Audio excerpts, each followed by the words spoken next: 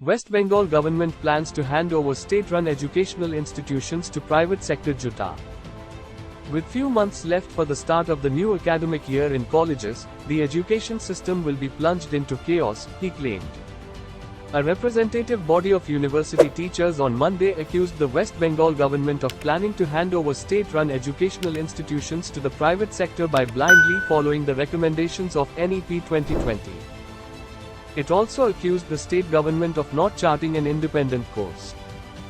He said the idea to introduce 4-year honors graduate course from the existing 3 is not feasible and implementable in the state considering its infrastructure problems. With few months left for the start of the new academic year in colleges, the education system will be plunged into chaos, he claimed.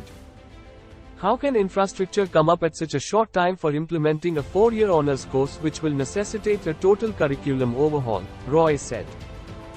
Recalling that the state government had formed a committee of eminent educationists to discuss the features of NEP 2020 and suggest alternatives, if any, Roy said.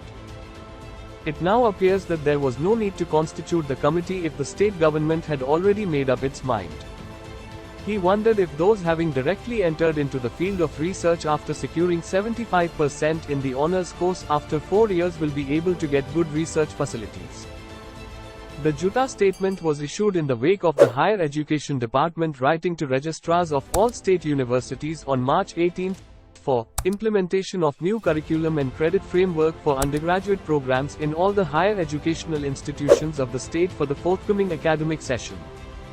Roy told PTI that the move is aimed at diluting the state's stake in the higher education sector by corporatizing education and inviting private parties gradually.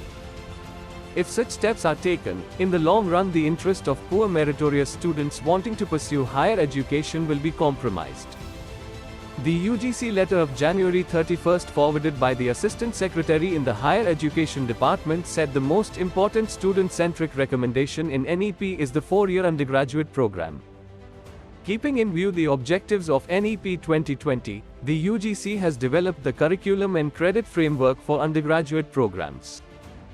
The framework provides for holistic education by allowing students to experience courses from multiple disciplines through a 3-year or 4-year UG program.